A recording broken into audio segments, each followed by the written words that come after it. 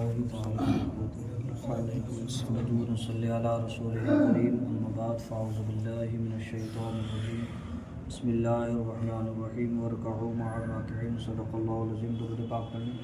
अल्लाहुम्मा सल्लि अला सय्यिदिना सलातो व सलामुन अलैका या रसूलल्लाह सल्लल्लाहु तआला अलैहि वसल्लम। तो बात चल रही थी मकरूहात नमाज की, उन चीज़ों का करना जिनकी वजह से नमाज मकरूह हो जाती है। यहाँ तक कल हो गया था कि नमाज में अगर कोई शख्स अपनी कमर पर हाथ रखता है तो उसकी नमाज मकरूह हो जाएगी। उसके बाद अगला मसला आता है इधर उधर मुंह फेर कर देखना नमाज में। अगर कुल चेहरा फिल गया ऐसे या बाज ऐसे था, ऐसे कर लिया तो फिर नमाज मकरूह हो जाएगी। नमाज में इधर उधर देखना, देखने से मुराद चेहरा फेर लेना। अगर कोई आदमी पूरा चेहरा फेर लेता है तो नमाज मकरूह हो जाएगी, और बाज फेर लिया, आधा फेर लिया, तब भी नमाज मकरूह हो जाएगी। और सिर्फ चेहरा नहीं फेरा, आँखों से जो उसके गुल्ले हैं आँखों के, उन्हें चलाकर इधर से इधर देख ला तो ये मकरूह तंज़ीही है, इसको भी नापसंद किया गया है। अगर देख लिया तो नमाज नहीं टूटेगी, ऐसे समझिए थोड़ी बहुत हल्की सी नमाज में कमी आ जाएगी। फिर आता है तशहुद और सजदों में कुत्ते की तरह बैठना। कुत्ते की तरह बैठना ऐसा होता है दोनों टांगों को सीने से लगा ले और हाथ ज़मीन पर रख ले और शरीर, इस एतबार से अगर कोई सजदे की हालत में बैठता है या तशहुद की हालत में तो उसकी नमाज मकरूह होगी। अब सजदे ही में मर्द का अपनी कलाइयों को बिछा लेना है, ये ज़मीन से लगा देना। बहुत से लोग ऐसे सजदा करते हैं। अगर कोई शख्स ऐसे सजदा करता है तो उसकी नमाज मकरूह तहरीमी होगी। ये औरतों के लिए है। किसी शख्स के मुंह के सामने नमाज पढ़ना, ये भी मकरूह तहरीमी है। यूं ही कोई शख्स नमाज पढ़ रहा है, उसके सामने जाकर खड़े हो जाना, ये भी मकरूह है। अब इतना अंदाज़ा लगा ले, जिसकी तरफ से कमी पाई जाएगी वो शख्स गुनाहगार होगा।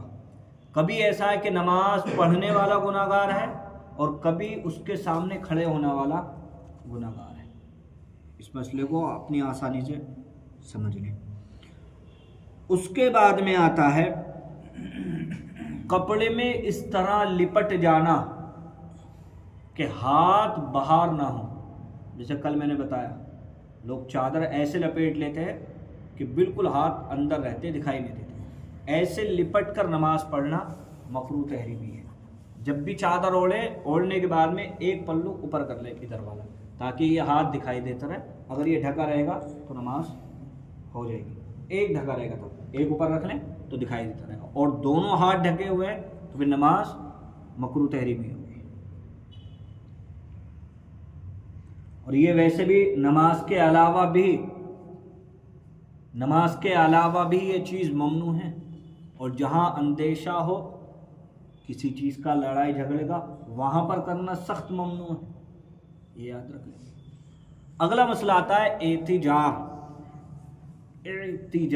इसे बोलते हैं कि साफा इस एतबार से बांधना कि बीच में ना हो, चारों तरफ लपेट ले और बीच से सर खाली हो, इसको बोलते हैं एतिजार। इस एतबार से भी नमाज पढ़ना मकरूह तहरीमी है। यूं ही नमाज में नाक और मुंह का छिपा लेना भी मकरूह तहरीमी है। ये बात कल हो गई वैसे। और बिला ज़रूरत खकारना, ये भी मकरूह तहरीमी है। बहुत से लोग एक को आ गई खांसी तो दो साथ बोलते, ये भी मकरूह तहरीमी है। अब आता है जमाही का मसला। नमाज में बिलक़स्द जान पूछकर जमाही लेना, ये मकरूह तहरीमी है।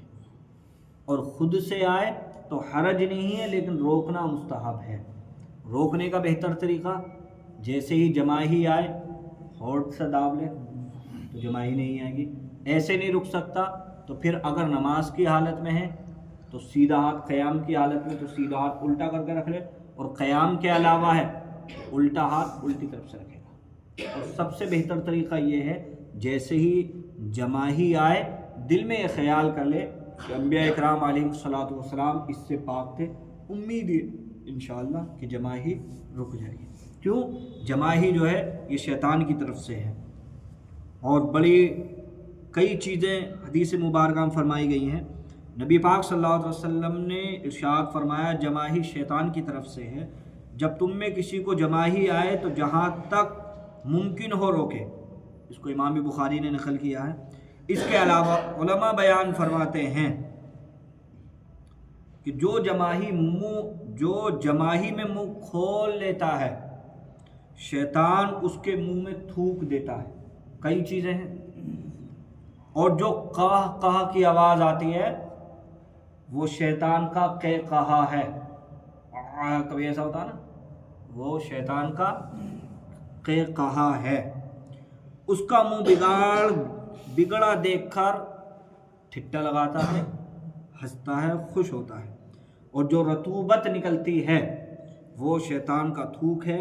उसकी रोकने की बेहतरीन तरकीब ये है कि जब आती मालूम हो तो दिल में ये अक़ीदा रख लें कि अंबिया इकराम अलैहिस्सलातु वस्सलाम इससे पाक थे, तो जमाही रुक जाएगी।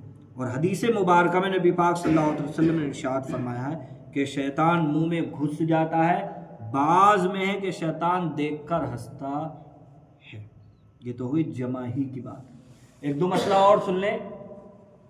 वो कपड़ा जिस पर जानदार की तस्वीर हो, ऐसा कपड़ा पहनना भी गुनाह है, और ऐसे कपड़े को पहनकर नमाज पढ़ना नमाज को मकरूह कर देता है।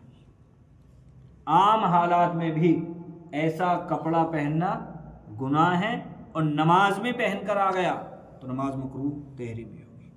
उसकी परछाई है और उसे आँख नाक नहीं दिख रहा, तो केवल परछाई आ रही है।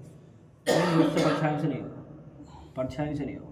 उस पर इतलाक होता हो, चेहरा वगैरह पूरा दिखाई दे, अगर इतनी सी हो,